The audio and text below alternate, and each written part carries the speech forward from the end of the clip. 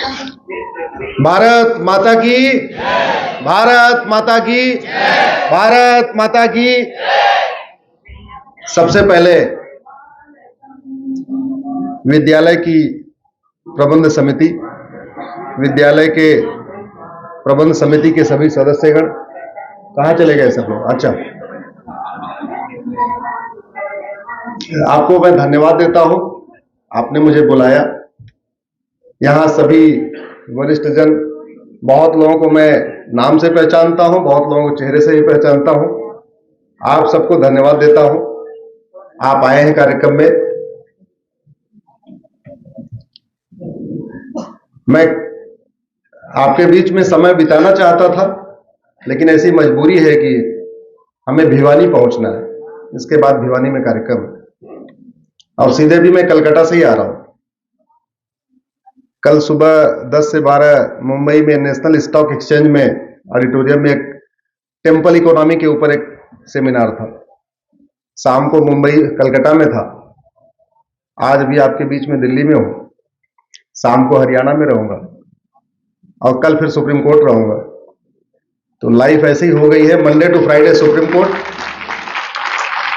Saturday Sunday आप लोगों के बीच में पानी।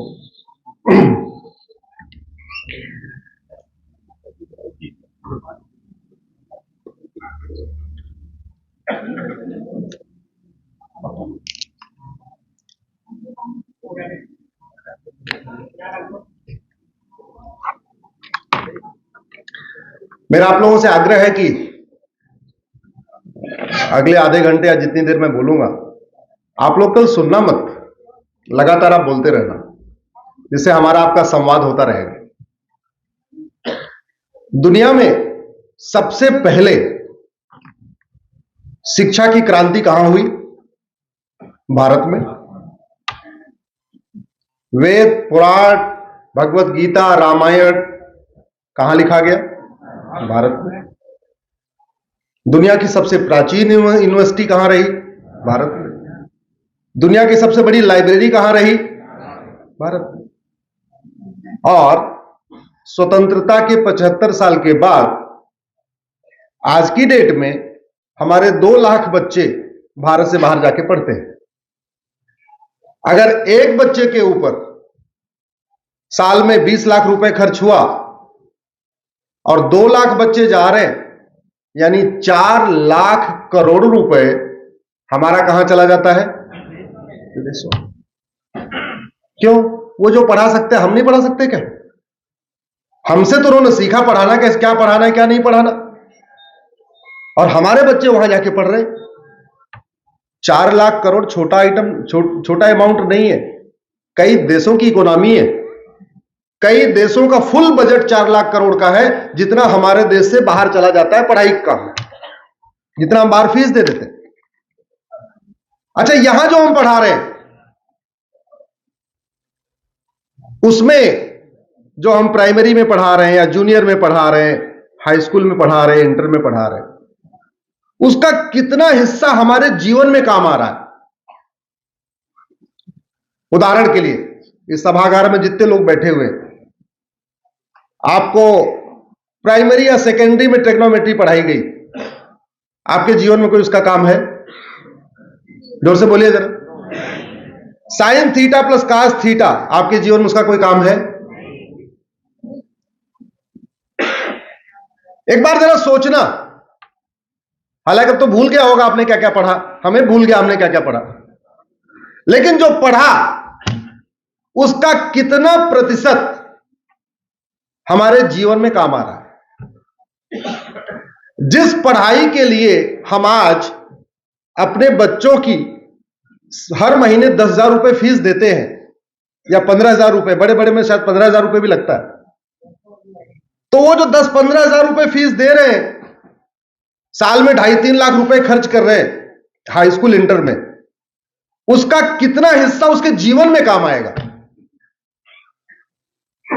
अब एक एक करके मैं बताऊंगा तो लंबा हो जाएगा, एग्जांपल दूंगा, आप लोग खुद ही सोचना। और मैं चाहता हूं इस बात पे चिंतन हो कि जो हम प्राइमरी में पढ़ा रहे हैं, जो सेकेंडरी में पढ़ा रहे हैं, जो 8वीं 9वीं 10वीं पढ़ा रहे हैं, उसका प्रैक्टिकली भाई या तो समाज के काम आना चाहिए, जो मैं शिक्षा लूं या तो मेरे व्यक्तिगत काम आना चाहिए, या समाज के काम आना चाहिए, या देश के काम आना चाहिए। बाबर, हुमायूं, तुगलक, गजनी, गोरी, ये समाज के काम आएगा, हमारे काम आएगा, देश के काम आएगा? कोई काम आएगा क्या? इससे अगर हमारे संस्कार मजबूत हो रहे हो, हमारा समाज मजबूत हो रहा हो, देश की एकता अखंडता मजबूत हो रही हो, भाईचारा मजबूत हो रहा हो, equality, justice, liberty, fraternity, unity, national integration हो रहा हो, तब तो समझ में आता है। मुझे लगता है अब समय आ गया है। वैसे नई एजुकेशन पॉलिसी आई है, उसमें बड़ा काम हुआ है, लेकिन एक बार एक एक चैप्टर पे चर्चा होनी चाहिए कि ये हम जो चैप्टर मैथ में डाल रहे हैं ये हमारे जीवन में क्या काम आएगा। हिस्ट्री में जो एक एक चैप्टर हम डाल रहे हैं वो हमारे किस काम आएगा। मेरा यह मानना है कि शिक्षा का 4 उद्देश्य होता है और होना भी चाहिए। एक बार मेरे साथ जोर से बोलिए, धर्म की, अधर्म का, प्राणियों में, विश्व का। शिक्षा का यही उद्देश्य होता है। शिक्षा ऐसी हो कि वो हमारे अंदर ऐसी भावना भर दे कि हम धर्म की जय करें। हम पुलिस हैं तो भी धर्म की जय करें, हम जज हैं तो भी धर्म की जय करें, हम डॉक्टर हैं तो भी धर्म की जय करें, हम जो भी हैं हम धर्म की जय करें। शिक्षा ऐसी हो कि हम जहां जो भी हैं, हम व्यापारी हैं, हम कुछ भी करते हैं, हम अधर्म का नाश करें। शिक्षा ऐसी हो कि प्राणियों में सद्भावना बढ़े, और शिक्षा ऐसी हो जो भारत का कल्याण हो। यही तो होना चाहिए। हमारे जीवन का उद्देश्य यही 4 ही तो है, और कोई उद्देश्य है क्या? इसके अलावा 5वां कोई उद्देश्य है क्या? धर्म की जय, अधर्म का नाश, प्राणियों में सद्भावना, विश्व कल्याण। अब इस पे भी चिंतन की जरूरत है कि जो आजकल हम पढ़ रहे हैं वो धर्म की जय कर रहा है, अधर्म का जय हो रही है। उससे धर्म बढ़ रहा है कि अधर्म बढ़ रहा है, ये भी चिंतन की जरूरत है। प्राणियों में सद्भावना बढ़ रही है, प्राणियों में नफरत बढ़ रही है, ये भी चिंतन की जरूरत है। और अगर प्राणियों में नफरत बढ़ रही है तो क्यों बढ़ रही है? अगर उसका भी रूट काज एनालिसिस करिए तो आपको अंत में शिक्षा ही मिलेगी। मेरा व्यक्तिगत रूप से मानना है, मानव निर्मित सभी समस्याओं का समाधान मानव को ही करना है, भगवान आके नहीं करेंगे। भगवान बाबर से थोड़ी लड़े। बाबर आया, मंदिर तोड़ के चला गया, भगवान तो नहीं लड़े। हां, भगवान रावण से लड़े, तो राम रावण से तो लड़ेंगे, राम बाबर से नहीं लड़ेंगे।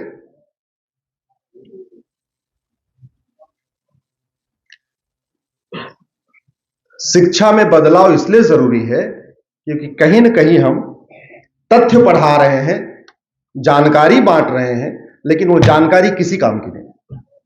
हमारी लाइफ में गिनती पहाड़ा हमारे काम आता है, राम का चरित्र हमारे काम आता है, कृष्ण का चरित्र हमारे काम आता है, लेकिन मेरा यह मानना है कि 50% हम स्क्रैप पढ़ा रहे हैं जिसका हमारे जीवन में कोई काम नहीं है। न विज्ञान में जो पढ़ा रहे हैं उसका हमारे जीवन में काम आ रहा है, न इतिहास में जो पढ़ा रहे हैं उसका हमारे जीवन में काम आ रहा है। जो हम इवन हिंदी इंग्लिश में जो पढ़ा रहे हैं वो भी हमारे जीवन में काम नहीं आ रहा है।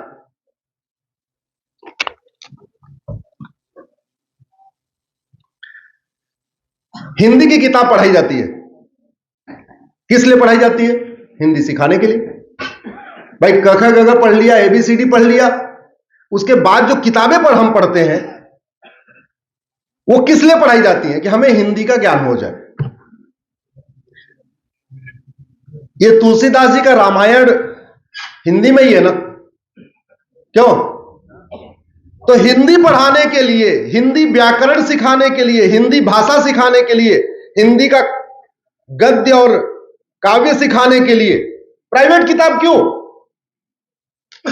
रामायण में क्या दिक्कत है?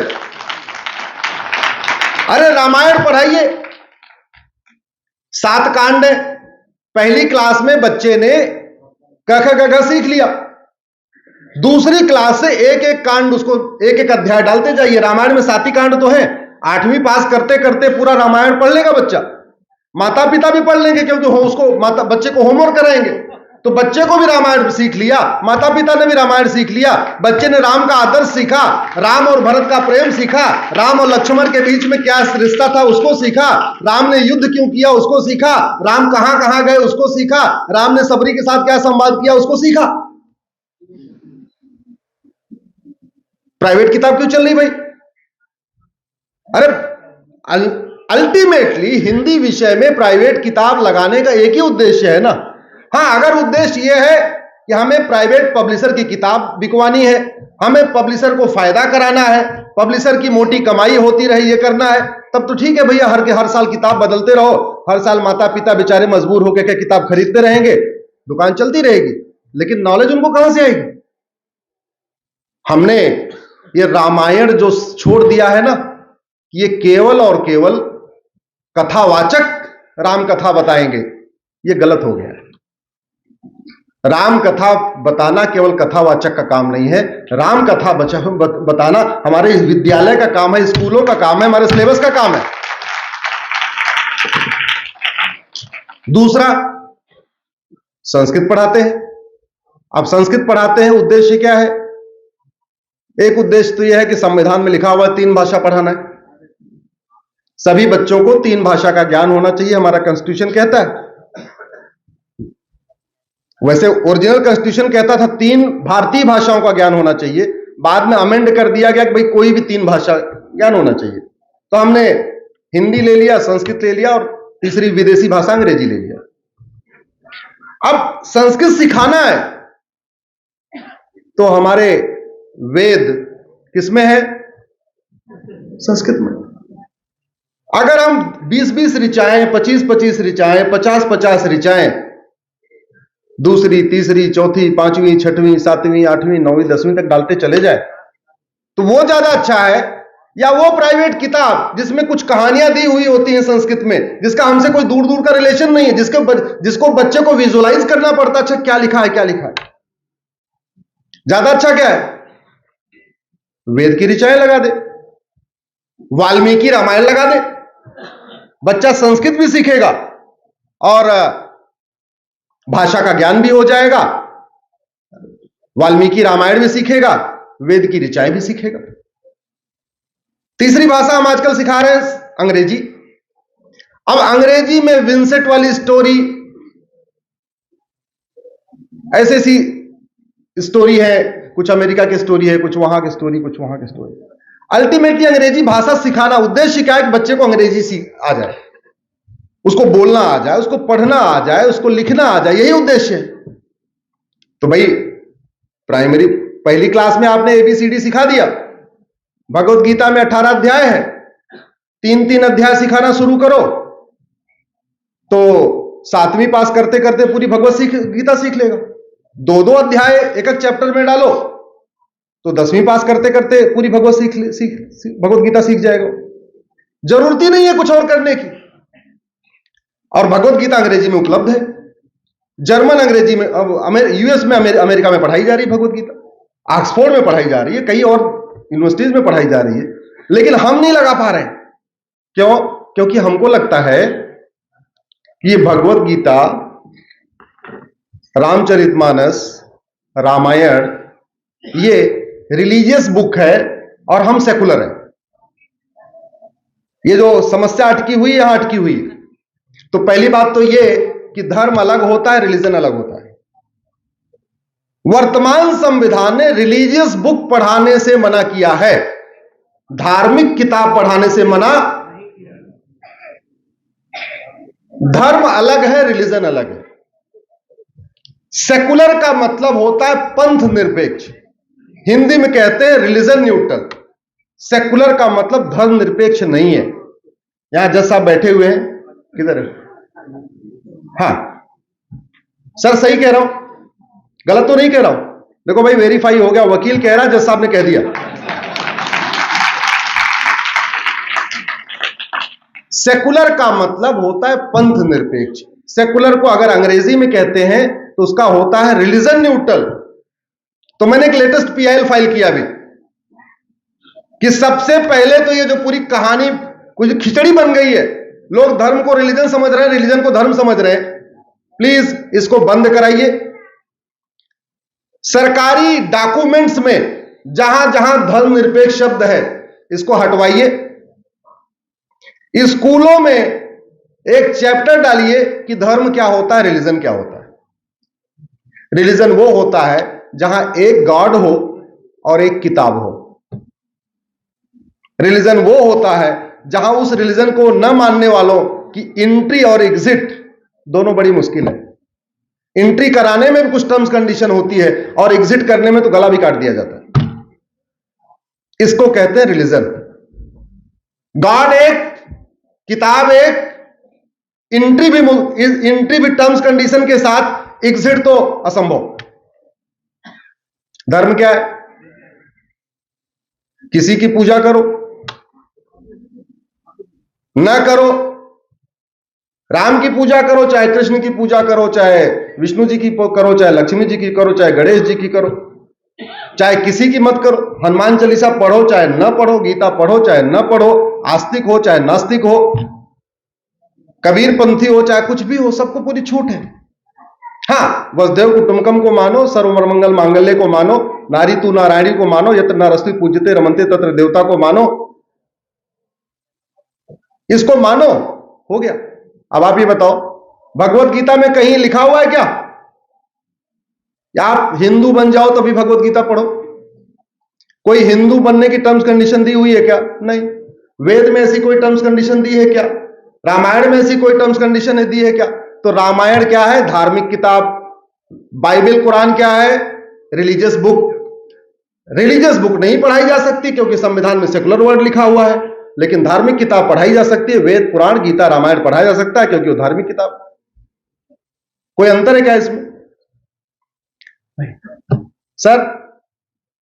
सर ठीक है।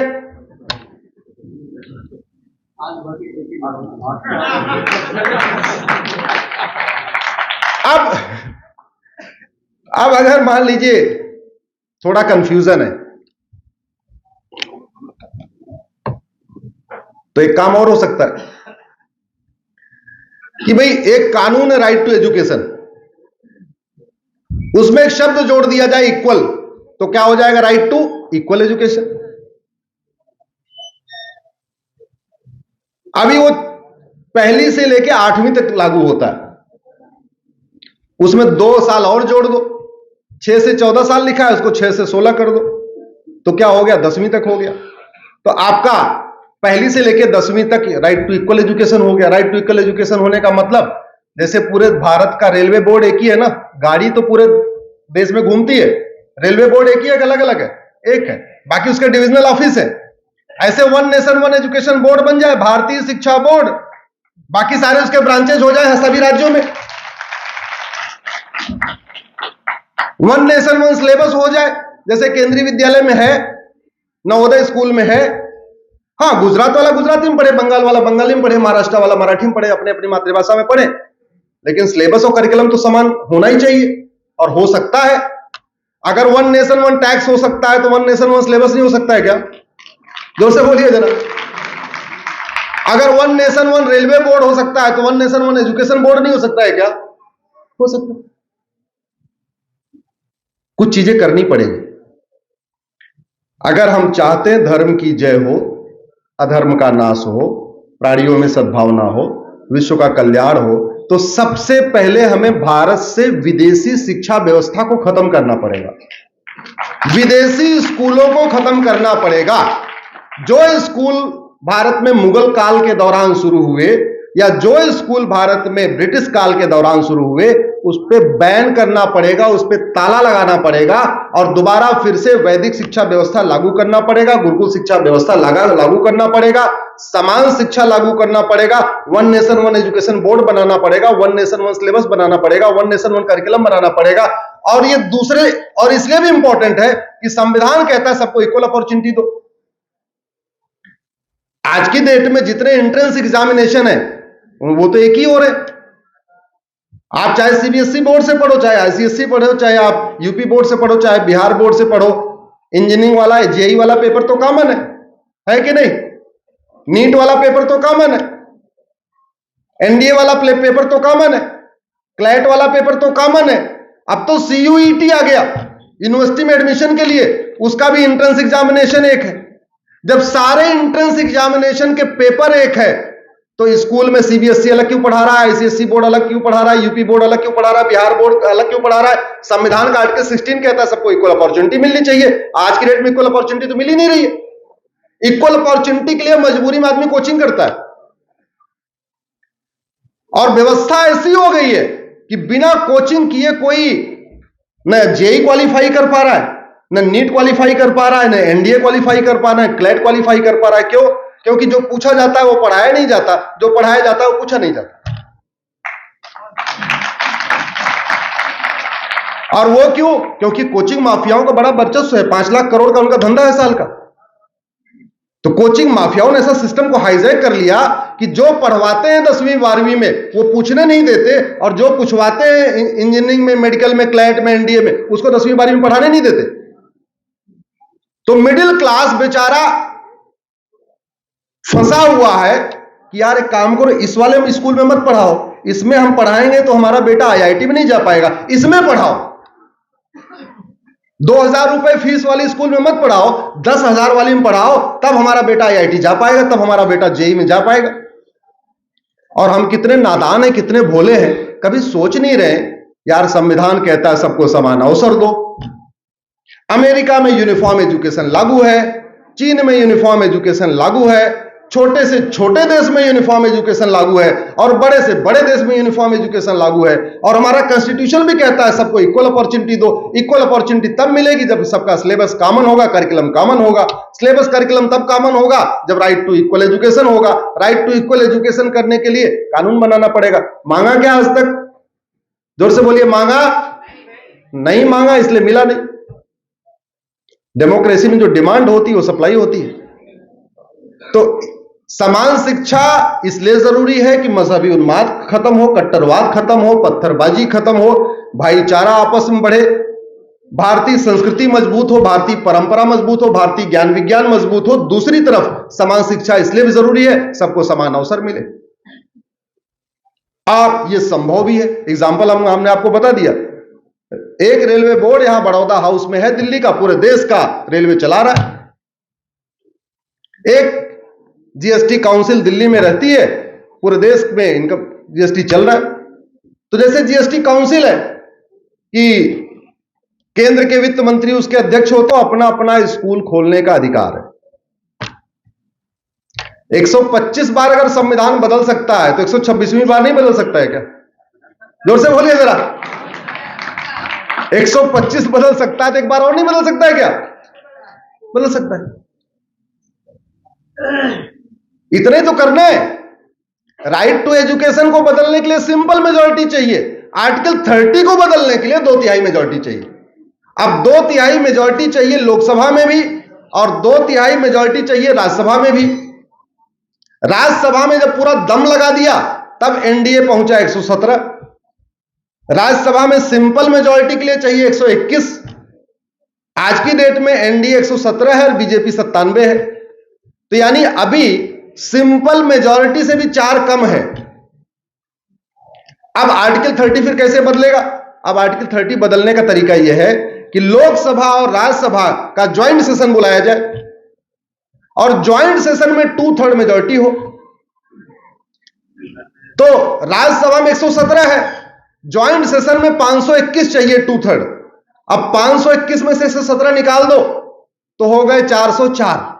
यानी लोकसभा में कितने चाहिए? अब की बार, जोर से बोलिए, अब की बार। अरे इसीलिए अब की बार 400 पार करना है। ये अब की बार जो 400 पार हो रहा है, अब की बार 400 पार कोई तुक्का नहीं है। अब की बार 400 पार कोई जुमला नहीं है। अब की बार 400 पार जरूरत है। यह करना ही पड़ेगा, क्योंकि राज्यसभा आप नहीं बढ़वा सकते। 117 हो गए, फिक्स हो गया। अब तो अगला कोई विधानसभा चुनाव होगा तब वो बढ़ेगा घटेगा। लेकिन ज्वाइंट सेशन में 521 चाहिए, 521 में से 117 निकाल दो, 404 चाहिए। 404 मतलब जितना 1984 में राजीव गांधी जी को मिला था। अब ये बताओ, राजीव गांधी जी से मोदी जी अच्छा काम करते हैं या खराब काम करते हैं? तो अगर उनको 404 मिल सकता है तो मोदी जी को 404 नहीं मिल सकता है क्या? मिल सकता है कि नहीं मिल सकता? उस समय तो ऐसे सेंटीमेंट में आके दे दिया था। राजीव जी का काम वाम नहीं देखा था, वो तो जहाज उड़ा रहे थे। जो लोग जहाज में उनके नहीं बैठे थे उन्होंने भी 404 सीट दिया था। इधर तो इधर वाली जहाज में 10 साल से देख रहे हो भाई, आदमी ठीक से जहाज चला रहा है, ठीक से देश चला रहा है, बढ़िया चला रहा है, जितना दम था संसद से उतना किया। लेकिन आपको अगर बड़े काम करवाना है, बड़े फैसले करवाना है, तो तभी होगा जब लोकसभा में 404 होगा, राज्यसभा में 117, दोनों को मिला दिया 521। संविधान में संशोधन के लिए मिनिमम चाहिए 521।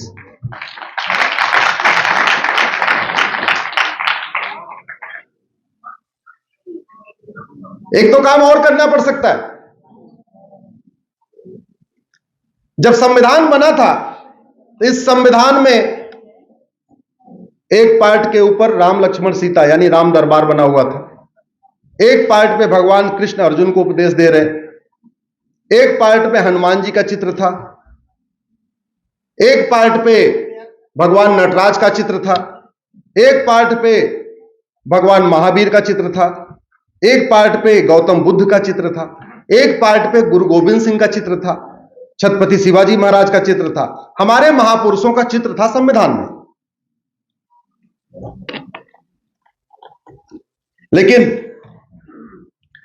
नेहरू जी को सेकुलरिज्म का कीड़ा खाया, काटा, उन्होंने सारे चित्र निकलवा दिए। कुछ चीजें ऐसी होती हैं जिसको निकालना तो बड़ा आसान होता है, जोड़ना बड़ा मुश्किल होता है, और कुछ चीजें ऐसी होती हैं जिसको जोड़ना बड़ा आसान होता है, निकालना बड़ा मुश्किल होता है। जैसे 370 को जोड़ना बड़ा आसान था और निकालने में कितना मेहनत लगी? लगी नहीं लगी? कितनी माताएं बहनें विधवा हो गई 370 के चक्कर में? हमारी कितनी बहनों के साथ बलात्कार हुआ इस 370 के चक्कर में? कितने हमारे फौजी भाई मारे गए इस 370 के चक्कर में? 370 नहीं होता तो कश्मीर अशांत नहीं होता। कश्मीर में शांति का मूल कारण 370 निकाला, शांति आ गई कि नहीं आई? जोड़ना आसान था, निकालना मुश्किल था। लेकिन हमने इतने साल तक 370 के दुष्परिणाम को झेला। ऐसे ही संविधान के चित्रों को निकालना आसान था, लेकिन जोड़ना मुश्किल है, क्योंकि जोड़ने के लिए संविधान संशोधन करना पड़ेगा, और संविधान संशोधन के लिए लोकसभा में भी 2/3 चाहिए, राज्यसभा में 2/3 चाहिए। अगर दोनों में अलग अलग 2/3 ना हो तो ज्वाइंट सेशन में 2/3 चाहिए, और राज्यसभा में 117 ही है, इसलिए लोकसभा में कितना चाहिए? इसका फायदा क्या होगा? जैसे ही हमने पुराने चित्रों को बहाल किया, और आपको याद होगा ये नई वाली संसद का जिस दिन पहला सेशन था तो संविधान की मूल कॉपी बांट दी गई थी। उसके बाद कितना हंगामा हुआ था, देखा होगा आपने कि सेकुलरिज्म खतरे में है, संविधान खतरे में है। कुछ खतरे में नहीं था, उनको केवल मूल संविधान दिया गया था। इतने में सबके हाथ कहां पर है, तो कुछ लोग उसको उठा ही नहीं रहे थे, बोले ना उठाएंगे नहीं, हम तो डुप्लीकेट वाला उठाएंगे, ओरिजिनल नहीं उठाएंगे। आ गया?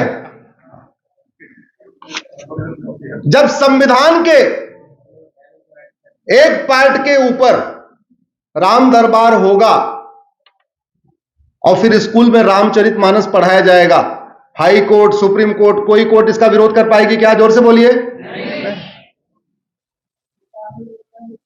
जब संविधान में भगवान कृष्ण का चित्र होगा अर्जुन को उपदेश देते हुए, फिर स्कूल में भगवत गीता पढ़ाई जाएगी, कोई इसका विरोध कर पाएगा क्या? कोई पीआईएल करेगा, supreme court high court dismiss कर देगा, बोले कैसी पीआईएल फाइल किया, इधर तो खुद ही भगवान बैठे हुए अंदर।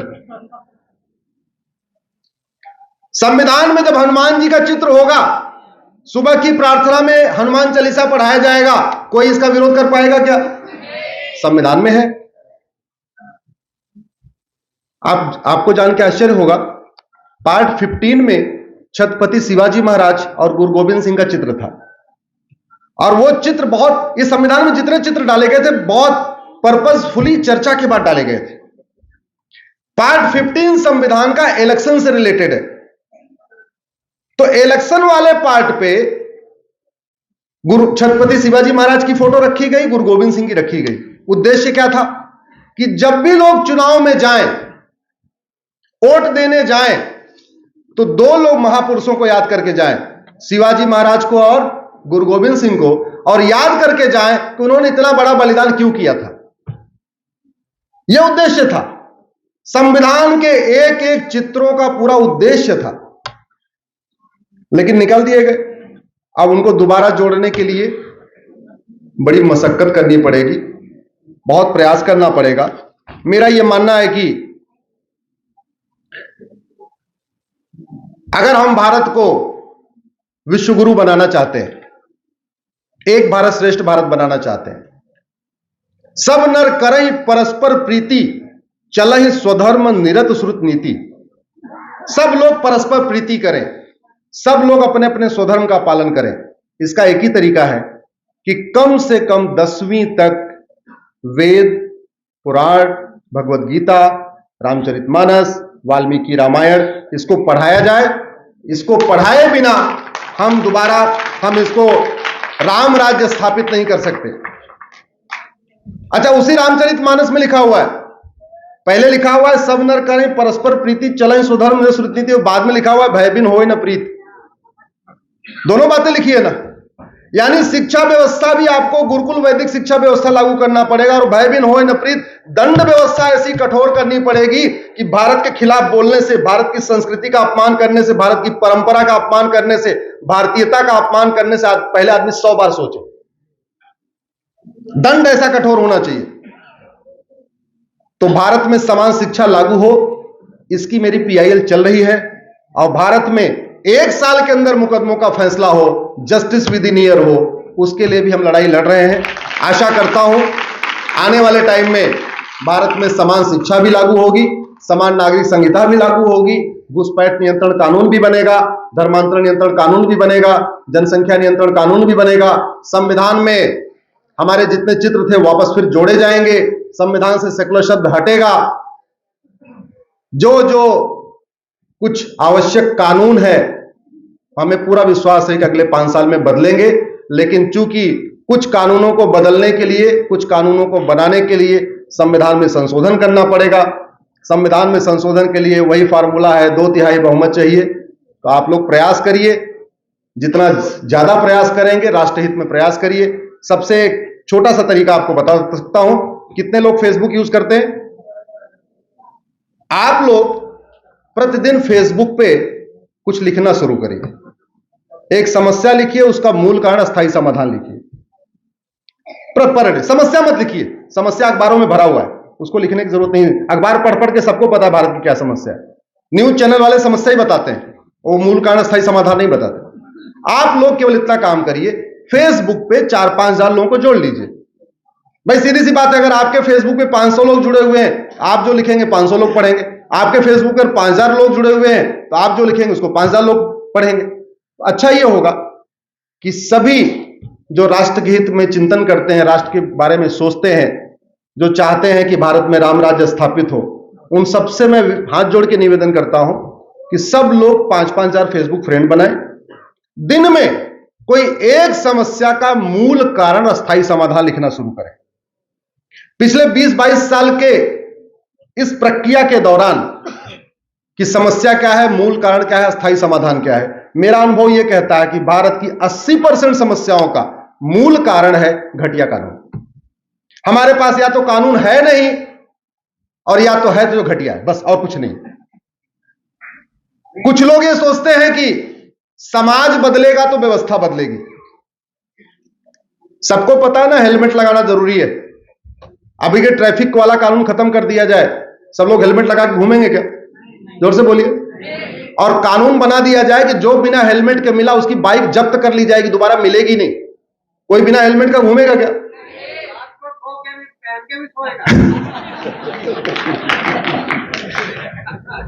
तो अब ये बताइए, समाज महत्वपूर्ण हुआ या कानून? कानून। भय बिन होए प्रीत। जिन राष्ट्रों ने सठे साठ्यम समाचरित सिद्धांत को अपनाया, भय बिन होए न प्रीत को अपनाया, कठोर दंड की व्यवस्था बनाई, वहां शांति है, समृद्धि है, खुशहाली है। इसका उदाहरण दुबई है, इसका उदाहरण सिंगापुर है, इसका उदाहरण जापान है, कई सारे ऐसे देश। और जहां झूठे मानवाधिकार के नाम पे ढीले कानून रखे गए, वहां अराजकता है। जो समस्या भारत में है, अगर वो सिंगापुर में नहीं है, तो इसका मतलब ये हुआ या तो उनका डॉक्टर ज्यादा अच्छा है या उनकी दवाई अच्छी है। डॉक्टर तो अपना अच्छा है, दवाई उनकी अच्छी। यही बदलने की जरूरत है। घुसपैठियों की 100% प्रॉपर्टी जब्त करने, उनकी सिटीजनशिप खत्म करने और घुसपैठियों की मदद करने वालों की नागरिकता खत्म करने के लिए कानून बनाइए, घुसपैठ बंद हो जाए। हमने आज तक ऐसा कोई कानून नहीं बनाया कि किसी की नागरिकता गई हो। 75 साल में किसी की नागरिकता गई नहीं, किसी जासूस की नागरिकता नहीं गई, किसी गद्दार की नागरिकता नहीं गई, किसी अलगाववादी की नागरिकता नहीं गई, किसी आतंकवादी की नागरिकता गई। हमने कानून ही नहीं बनाया। मेरा यह मानना है, भारत की 80% समस्याओं का समाधान समान शिक्षा, अच्छी शिक्षा और कठोर दंड व्यवस्था। शिक्षा ऐसी हो जो सबके अंदर संस्कार भर दे, और दंड व्यवस्था ऐसी हो कि अपराध करने के पहले 1000 बार सोचे। यही इसका समाधान है। आप लोगों ने सुना, मैं बहुत बहुत धन्यवाद देता हूं, बहुत बहुत आभार व्यक्त करता हूं। भारत माता की, भारत माता की।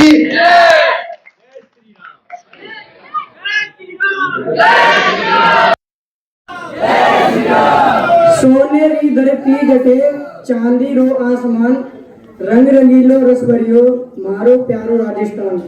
इसी प्रसन्नता को बनाने के लिए मैं राजस्थान की संस्कृति की झलक लोक नृत्य के माध्यम